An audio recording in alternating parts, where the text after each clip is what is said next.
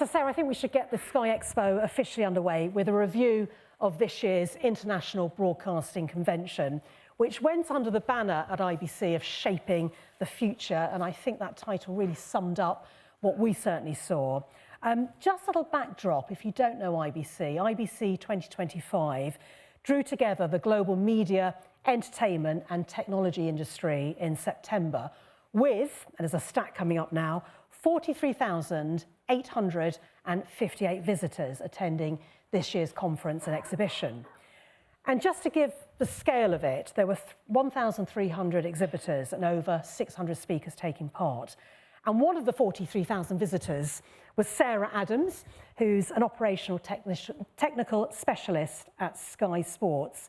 Some of you know Sarah, and we thought we'd start the Sky Expo event with a fireside chat and also reflect on Sarah's experience of attending the event. So please give Sarah a very warm welcome.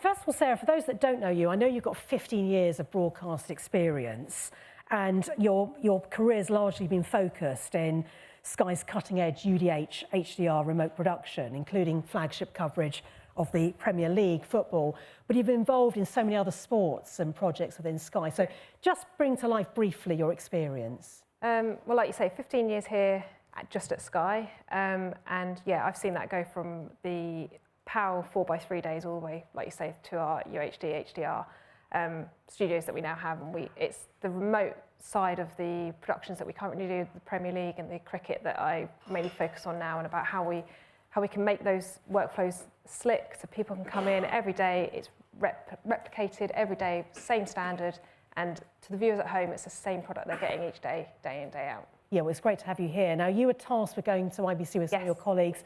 I think you were there for a couple of days, although by the time you've travelled, it's more like a day and a half. So, yeah, just share with everybody, how did you find IBC this year? You know, talk about the scale and what was your reaction to it? It's, for those of you that haven't been, it's that first...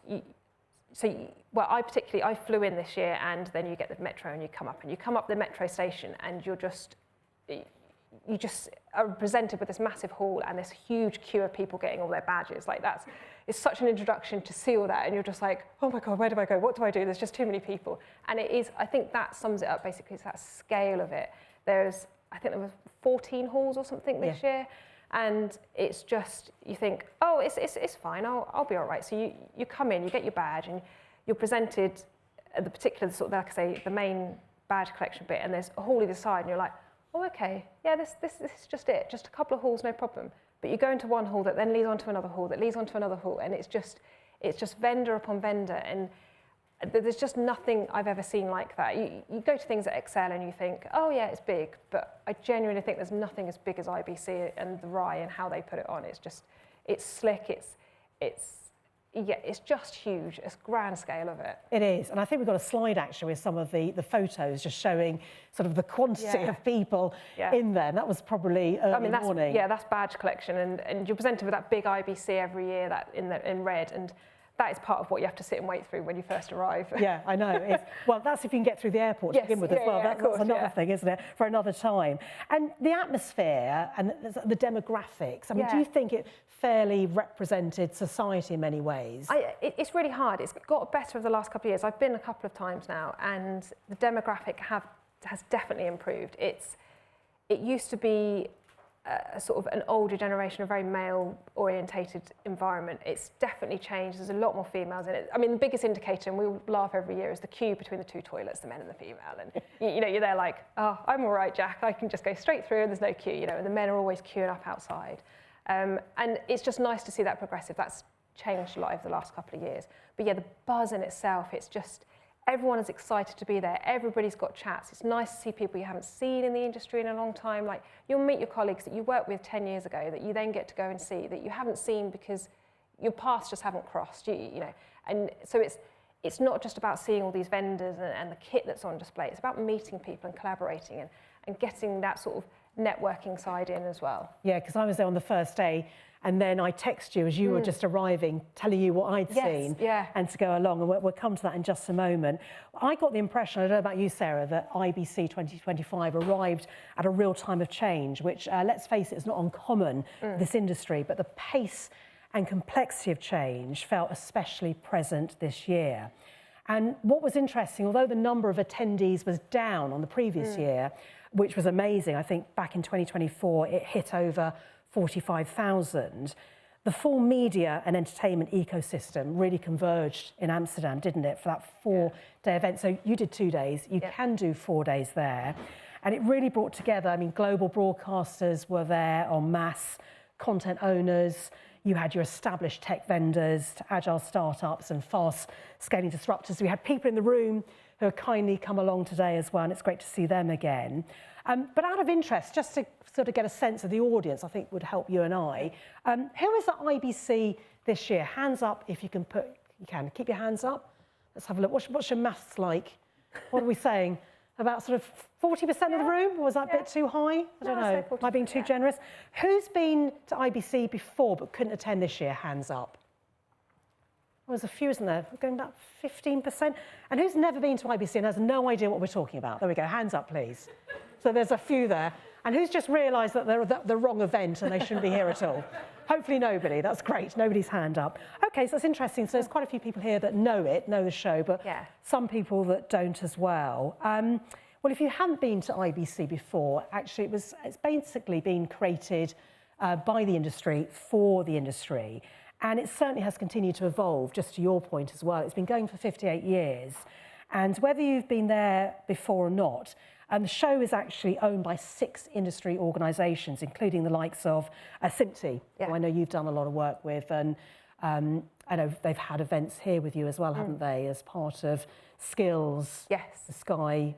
So the last couple of years we've run Young Innovators. And Young Innovators, the idea is to get the younger generation through, because that was another bit. It was nice to see, I would say, going back to that demographic, there's definitely a younger demographic. I know I'm getting older, so it all puts it into perspective, but it definitely felt like there was a younger generation coming through, and simply try and encourage that and collaborate that. So part of the event we're here to do here is to get those younger skills, those university children in, to get them to an idea of what is available in the industry, but then simply followed that through at IBC, and they had a Young Innovators event there, which I attended at a session of.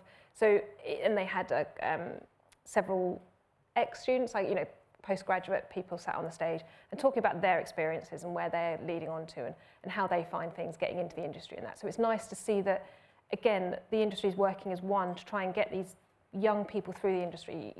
The generation that's there at the moment, they're going to disappear, and if no one's coming in to take the void, then we're in trouble. So it's about encouraging that. And it was also nice to see, because IET is another member or another contributor, organiser of the event. And again, I met a couple of students who got bursaries through the IET, and just talking to them and see their enthusiasm about and what they also found interesting. It was just really nice to see the next generation come through. Yeah, and we'll pick up on that point later on. Also the Royal Television Society are an owner as well. You've got IABM, which is the International Trade Association for the Broadcast and Media Industry, the Institute of Electrical and Electronics Engineers, Broadcast Technology Society. I wouldn't like to answer a phone saying that every time, but and not forgetting also Society of Broadband Professionals, so 6 key owners. And actually, as you said, it has grown in scale, and even though slightly down the figures, it was busy there, wasn't it? No. So key trends this year, IBC, shaping the future. And some of the themes that we'll pick up on: artificial intelligence, cloud computing, advertising technology, OTT and streaming, connected technologies and immersive technologies. And we'll touch on a couple of those in just a moment. But when you and I were chatting last week, one of the things that really stood out was collaboration. And we can see it on display here with the kit manufacturers, can't we? I thought at IBC, between engineers, producers, vendors, standard bodies.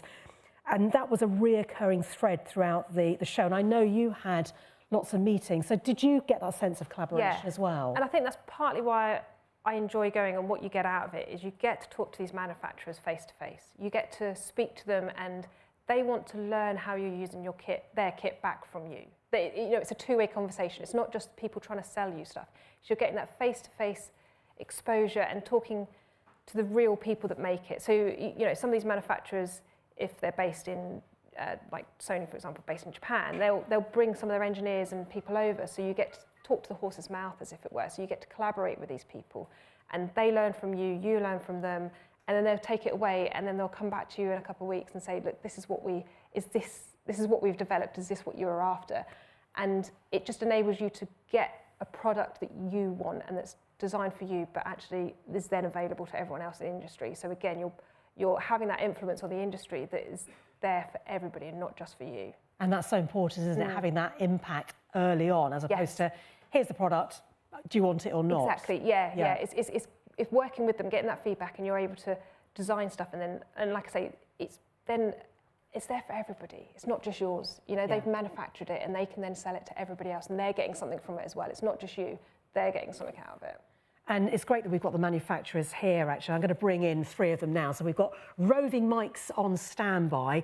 And let's go over to Canon first of all. And I had a lovely chat with Barry earlier on. Barry, how are you doing? Nice to see you there. I think there's a mic coming towards you, and then you can go back to the Canon stand, because I'm sure you're going to be pointing at a few bits and pieces. So just want to get a sense of what IBC was like for you and how people reacted to the products that you were showcasing at IBC. I know you haven't got them all here because they're doing the rounds around Europe, but you've got some of them here. So welcome to you, Barry. Thanks. Hi. Hello, everybody. I'm Barry from Canon UK and Ireland. So yes, IBC this year was fantastic for everybody, I believe, but it was really fantastic for Canon because we actually had some product announcements across our range. We had the first product that we announced, which has kind of excited the industry, is our smallest cinema EOS camera, the C50. As we kind of know, the industry's changing, where a lot of people now are looking for smaller, lighter, and more convenient cameras to carry around, but they expect these cameras to do a lot as well. So the C50 is our smallest camera. It's a full-frame camera, can do 7K raw internal. It's the first cinema camera from Canon to actually offer open gate. Open gate is a feature that's becoming more prevalent and is going to become bigger as we go on in the industry. This camera also records directly onto CF Express cards, Cinema Raw Lite, and other codecs as well. People are also looking for high frame rates, so being able to offer cameras that give 4K 120, 2K 180, it gives you the flexibility of being able to carry things around. This camera also has dual base ISO. So depending on how you're shooting, if you're a content creator, you're looking for a B camera, this camera is going to be able to offer that for you. What we've also done as well is Canon's evolving its lens range, and what we also announced at the show was our new VCM lens. We already have a VCM prime lenses available. Let me quickly grab one so you can see what it looks like.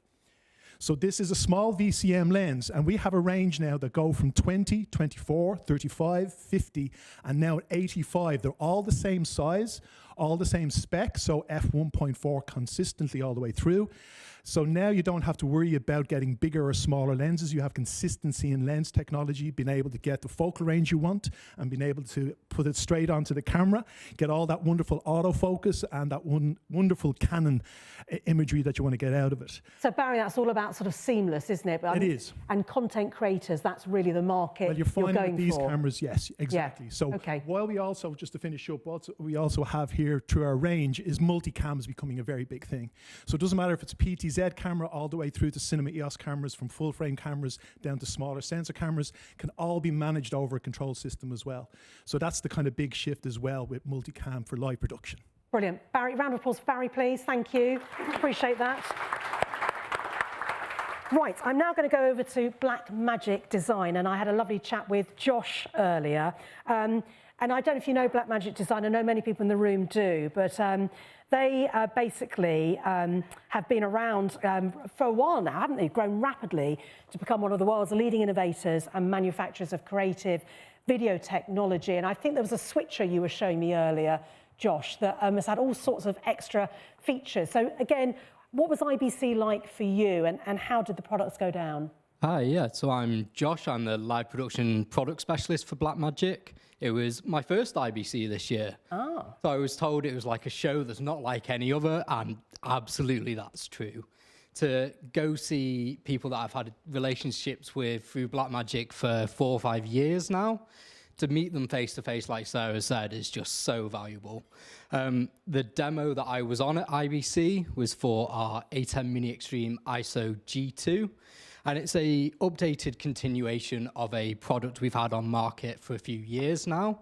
And it's taken all the features that's had, so built-in chroma keying, DV effects, live streaming, audio control, and just taken that to a new level.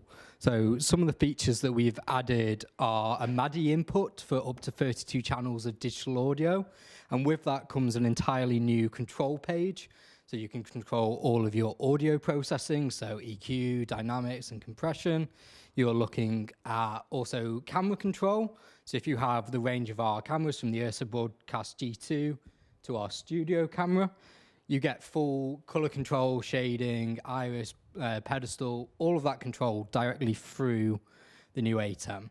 We've also built in CF Express recording capabilities, 10G network capability to record to a NAS or an SNS, remote sources. Not only can this live stream out to YouTube, to Twitch, Facebook, wherever you like, it also has the ability to ingest that as a source to mix within your live production. We've also added a Thunderbolt connection for graphics. So if you want to do lower thirds and overlays, no longer having to take up two of your input sources for that, a single Thunderbolt connection gives you key and fill directly from your software into the ATEM to use. So it's made it a really powerful switcher, but at a accessible price point to get that into as many places as we can. Brilliant. Thank you, Josh. Round of applause for Josh. Thank you for that. And well done for surviving IBC. Yeah, first year of many, I'm sure. So thank you, Josh. And let's go over now to Panasonic. And delighted that Ben is here. Ben was worried I was going to interrogate him earlier, but Ben, we're all friends here, aren't we? So Ben, same thing for you. Slightly different approach for IBC. That I think you basically hire meeting rooms, don't you? So essentially, yeah. So it wasn't my first year at IBC. I started going to IBC in 1993, so I've done a few in one form or another. So Panasonic have approached IBC in a slightly different manner since essentially coming back from COVID, because Panasonic are moving slightly different circles. We straddle many different sort of verticals in the marketplace. So we do a lot in AV as well, a lot in corporate and systems integration, but we still have a very big presence in the broadcast market as well. So what we do is we don't have a stand anymore. We have a private area where it's by appointment only, but you're more than welcome to come and see us. But what the focus is for us at IBC is not essentially what we've got, because by rights most people should understand what we represent, but we try and showcase what we're working on and stuff for the future. So it's more like a roadmap to show you what Panasonic are working on, and then from there, obviously it gives people a good idea. One of the things that we had at IBC this year is we are market leaders in the remote camera market. We've done over 300,000 units globally, and we've got the flagship PTZ here, which is the UE160. Our latest addition to that is the UE150A, and what we've done is we've implemented some of the features in the 160 that people wanted but didn't want to have some of the extra advanced features of the 160 and implemented it in the 150A. So what we have in these two PTZs is a 1-inch sensor, but we do implement optical low-pass filter technology in the PTZs, and we are the only manufacturer that can do that. What that essentially means is we suppress the moire effect. So if you're filming in front of an LED, there can be noise, and we suppress that with our PTZs. The other thing that we were showing was our new box camera, UB50, which is a full frame camera, excuse me, and the UB10, which is micro four thirds. And we're working in collaboration with a company called Movicom to produce a remote head. Brilliant. And actually, that one you've just mentioned, Ben, that's quite a niche product, isn't it? I mean, I'm just trying to think of the application. Is it really for celebrating trophies or interviews? How would you use that? Trophies, interviews, for sport and stuff like that. It gives you a cinematic look and shallow depth of field, basically.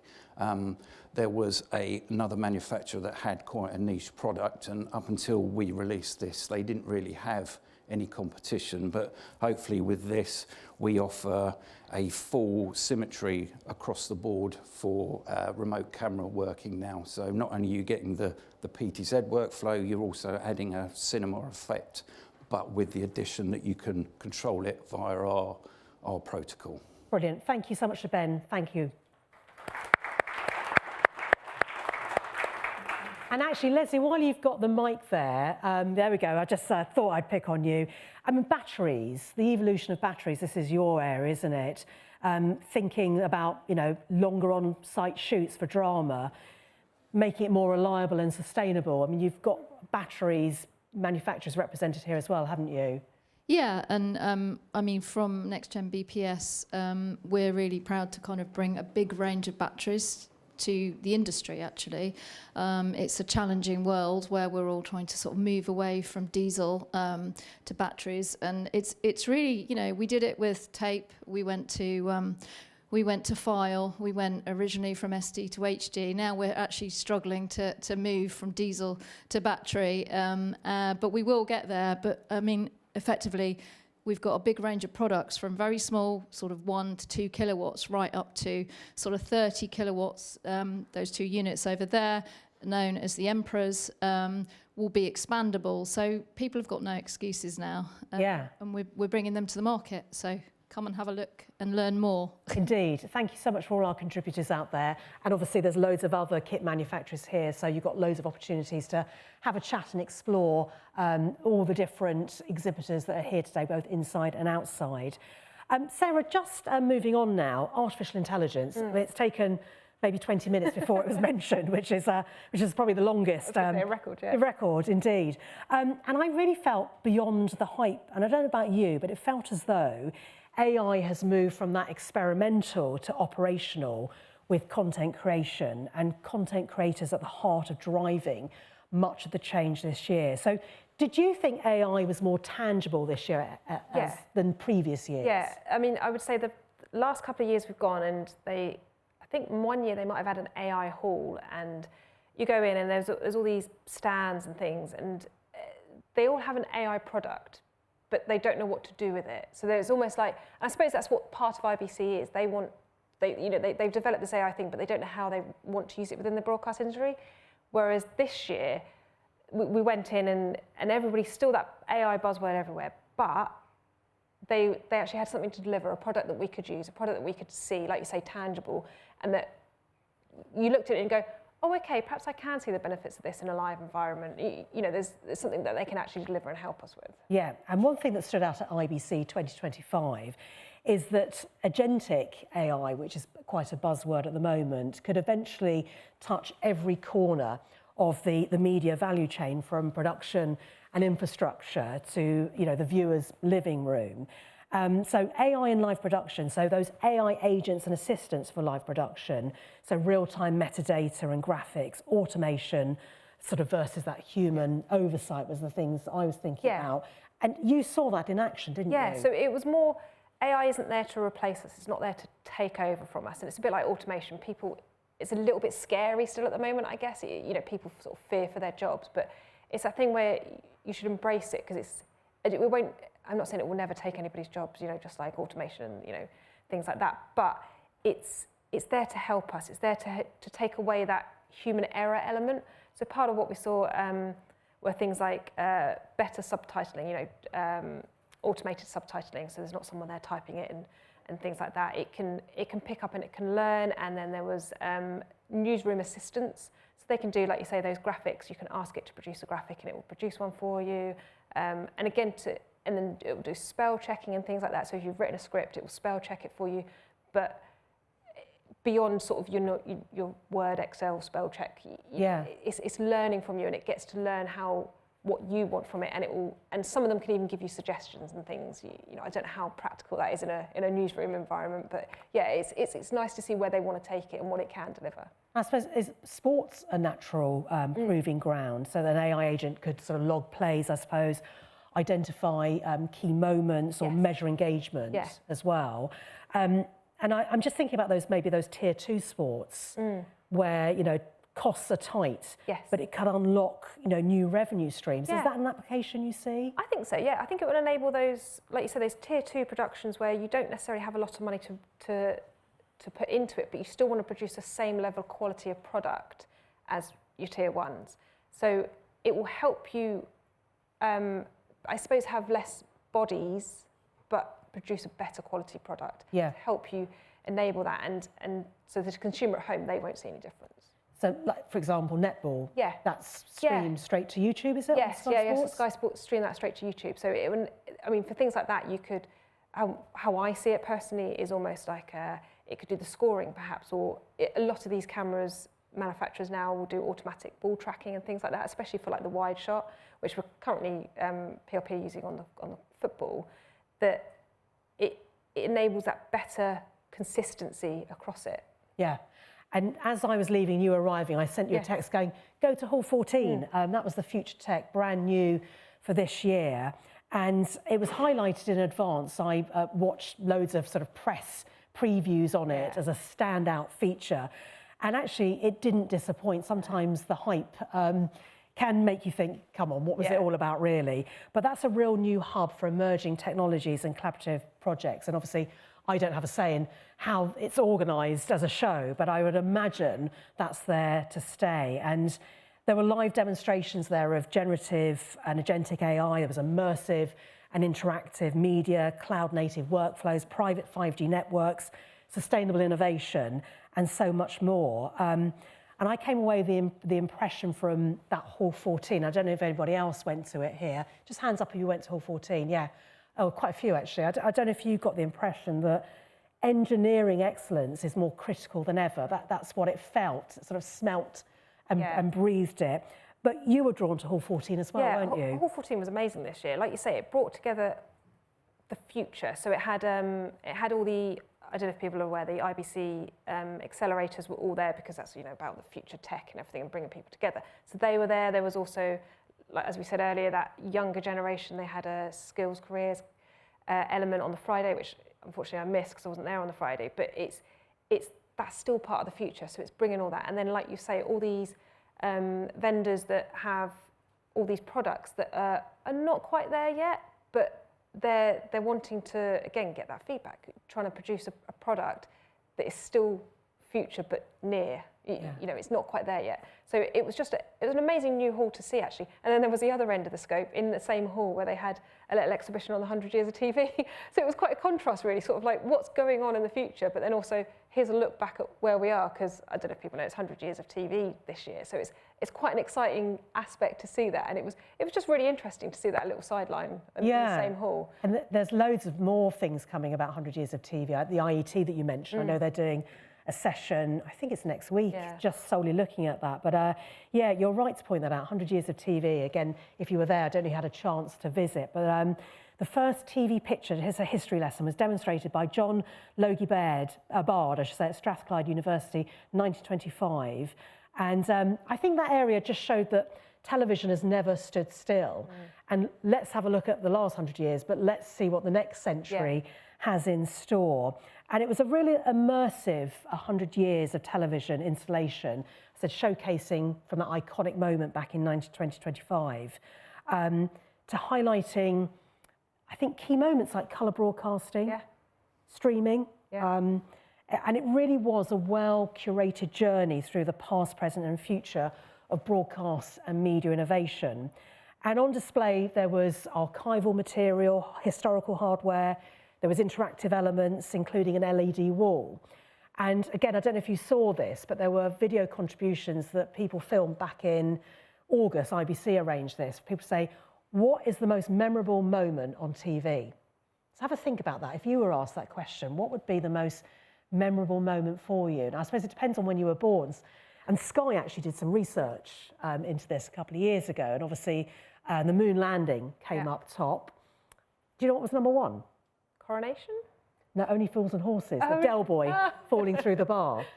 But what would yours be? What would yours be? I think it's, I was thinking about this earlier when you asked me, and actually that exhibition made me think about it.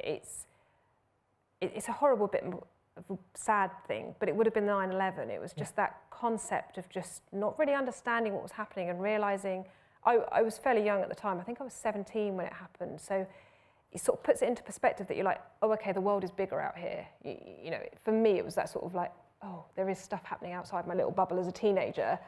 But also, yeah, it's just that I remember stopping what I was doing that day and sitting down and watching it, which you don't do now. You know, it's not something I don't think I'd ever done before then. Yeah. To sort of sit and stop and just go, we need to sit and see what's happening, you know, and it's that real time. And I suppose people nowadays would have just got on their phone or whatever, but I still think TV's got that place where you just sit down and watch it. Those big moments. Yes, yeah. Yeah, and also featured with the funeral of Queen Elizabeth II as well. Lots of drama as well, but Only Fools and Horses, Del Boy falls through the bar. And Line of Duty, when Dot was exposed as the caddy. But again, I suppose it depends on where you are in life. Yeah. But 100 Years of Television, yeah, fantastic part of Hall 14. You mentioned also the IBC Accelerator Media Innovation Programme, which we haven't got time to go into full detail. That was also in Hall 14. And that was created, just as a bit of background, in 2019 as a framework to join up the media, broadcasting and technology industries. And it brings together buyers, so champions, and sellers, participants of media and entertainment technology to collaborate in really fast-track solution-focused innovation projects. It's where I met Simon, actually, back in February. So every year, they launch the innovation programme. And this year, it was done in central London. And the idea is that a whole load of projects are pitched, and then 8 or 9 are whittled down and selected. And they have a fast sprint, 4 to 6 months from the time of pitching on Kickstart Day in February to the IBC show in September, where all the results were showcased at the IBC's Future Tech stage. 8 different accelerator projects, 1 incubator project, and I know there were 3 that caught your eye, Sarah. Can you remember them? Yeah, so I think for me, part of the IBC accelerators, it shows that collaboration again between those manufacturers, those industry leaders and things like that. But the 3 that spoke out to me were one called EcoFlow, which sort of a snapshot in time about real-time monitoring about where kit could be using a lot of CO2 and things like that, or a lot of energy. So as a broadcaster or whatever, you can monitor and look at elements, and also it predicts where other consumption is happening beyond your control, such as the consumer at home with their TV and things like that. The other one was it Land to Sea 5G? Yeah, Land to Sea 5G, which had a red light aircraft. Yeah. And at first I thought, what's that doing in the middle of... It was a bit weird. There was no signage around it. But I caught the session on that. And again, that was just really interesting to see how 5G technology is enabling basically remote OBs from places that you you just can't do, or you wouldn't have been able to do cheaply before. You know, so they basically put a 5G receiver onto just like you said, a really light aircraft, wasn't it? That they managed to fly around a cycling track event or country event around the south of France, and just enabling that flexibility in the broadcast and what you can do and what you haven't been able to do previously, basically. So that was really interesting. Yeah, the deployment of private 5G networks, wasn't it? Drones as well, I think was included in the project. Yeah. And then there was the AI assistant agents in live production. I think you went to that one, didn't you? Yeah, so that was just more interesting to see it from a newsroom environment. And again, how this AI is actually tangible and how it can help in a newsroom environment.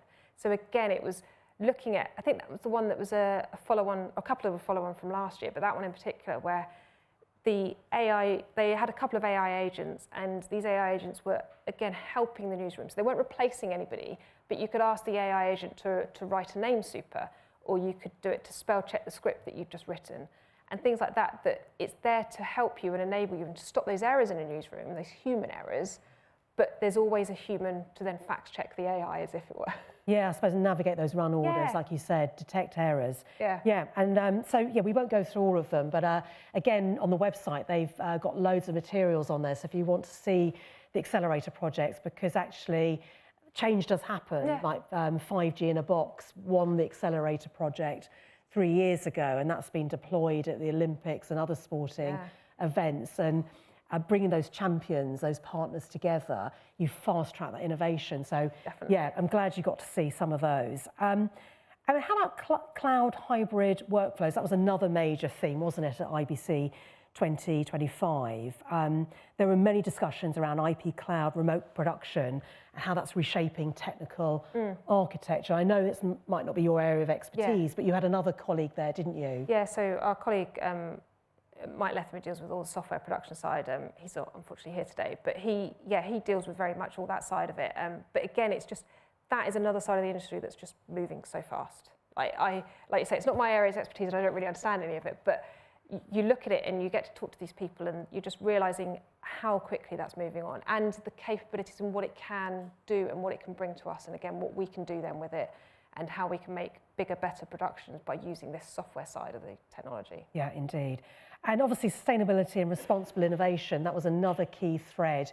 And we do have a sustainability panel later on, but actually, you know, it's good to talk about it now as well, and we'll be talking about it in the next panel. So that purpose, ethics and sustainability are now core expectations, aren't they?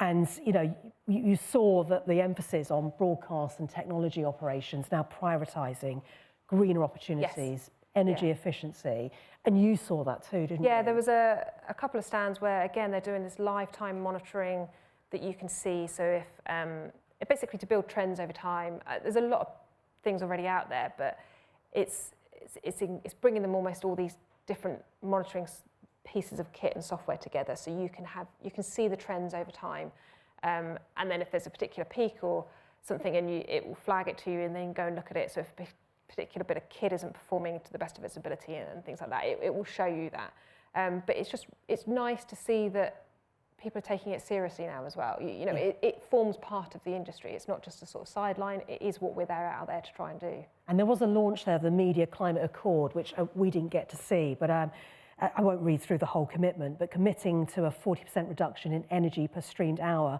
by 2030, which is ahead of the 2040, towards net zero by 2040, ahead of the 2050 target set by the Paris Agreement. So again, it no longer a sort of CSR checklist, it was a design principle. So that was interesting as well. Very briefly, new standards and protocols, that again was sort of a major thread throughout IBC. And a word that's very hard to pronounce, I'll try, interoperability. Yes. I think I said it correctly. That was interesting to see what was being developed there, open codecs, open media formats, and what that means for equipment makers and system integrators. But, you know, you picked up on that interoperability. Yeah, and I think it's partly because we've experienced this firsthand. You know, we've got a brand new gallery that most of the issues we've had is that interoperability. You know, one bit of kit not talking to the other bit of kit. And even though those standards exist, it's that there's little nuances within those standards. So both manufacturers are adhering to standards, but it's then they're adhering to different parts of that one standard.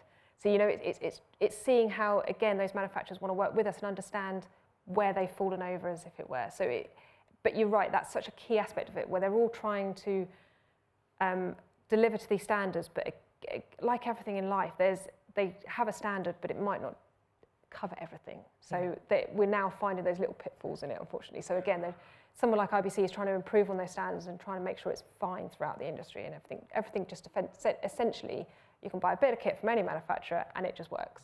You know, you can plug and play together. And to pick up on the point that you raised earlier, inspiring that next generation, and I know you were a mentee in the 2022 RISE Women in Broadcast scheme, and also actively volunteered with the Rise Up Academy. So this is something that you're very passionate about, inspiring and educating young people. I mean, there is a skills gap though. So where do you see the skills gap, and what impact do you think that's having on the likes of Sky and the general broadcast media industry? Skills, I would say, is in this engineering technical side of it. It's across everywhere, of course it is, but it's this engineering side. I find it fun, and I want other people to see that it is fun, you know. And so if we don't encourage that next generation, we're going to have that massive skill gap. You know, no one's going to come through, and all the skills and talents we've got in the room today will just disappear and then who's coming through, you know, who's taking over from that. So it's important to nurture that next generation, to understand that there are those non-glamorous roles that, essentially what I do, that people don't hear and don't see about, but I think are fun. So I want to encourage people, and I want to show people that there are things that they can do out there that is fun, and it's not just being a cameraman or a director. The things that people have heard of, it's the skills and that they can apply, and manufacturers need to work with us as well to enable that, you know, and it's all about bringing those sort of apprenticeships, and because it's the education system changing, and now there's not so many degrees and things, but if you can get degree apprentices and things like that, that's another way, an avenue for people to come through into the industry. And I know the Sky Academy obviously weren't at IBC, but actually that's where trying to inspire those children, and often parents, carers and teachers don't know what the opportunities are. So, you know, it is down sometimes to employers to fulfil that role. So that's great what Sky Academy are doing there to show the next generation the kind of careers and opportunities. And you mentioned about the Society of Motion Picture and Television Engineers, SMPTE, and you've been doing an annual event, Young Innovators. Now, we don't know the date for next year, but there will be another event, won't there? So again, what are you hoping to achieve from that? So again, we work with some local, I suppose not local necessarily, as in there's a north and a south one that we've now opened up to, because it was quite a long way for the northern people to come. And the idea is we're working with local universities to get a group of students in that are already doing broadcast degrees or something within the industry, but not necessarily thought of the tech side of it, so they could be more in the production media degree, to get them in, showcase a live production basically. So we run a couple of sessions throughout the day, or we run a mock show. So it's with everybody at Sky Sports basically enable us to do this. Everybody puts their heart and soul into it, and it's I think we do about 20-minute sessions, and there's a 3-minute show at the end of it that the students have to produce alongside a staff member, so that they can get an idea for it. And it's that, I want people to feel that live buzz, because what I get from it is that live buzz. You're on air, you do your show, and you go home. But it's that pressure of the 45 minutes of a football half, or you know, or whatever it is. It's that pressure that you've got to get stuff done, you've got to get it right. And I want the students to see that that is the fun part of it. So it's all very well teaching them, but until they're sort of trying to put them in that fake, I know it's still fake, but it's that live pressure, and that's how we try and treat it.